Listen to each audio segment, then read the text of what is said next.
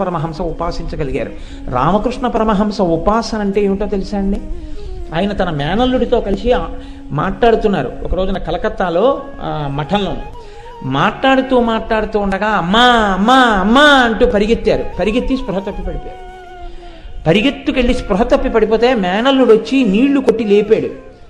ఉన్మాదంలాగా ఏదో మాట్లాడారు. కాసేపు మాట్లాడిన తర్వాత అడిగాడు మేనల్లుడు, ఏమైంది మామయ్య, ఎందుకు పడిపోయావు అని అడిగాడు.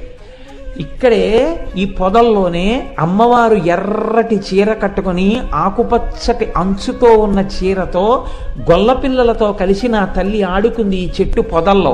మా అమ్మని చూడగానే అమ్మా అమ్మా అమ్మా అని పరిగెత్తాను. నేను దగ్గరి దాకా పరిగెత్తిన తర్వాత అమ్మ నా వంకిలా చూసింది.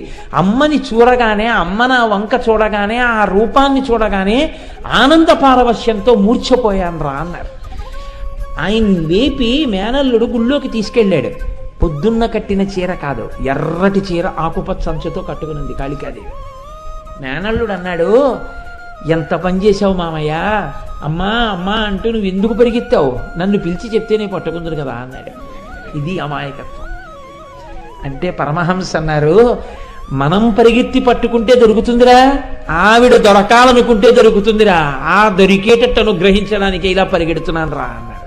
అది భక్తి, అది ఉపాసన.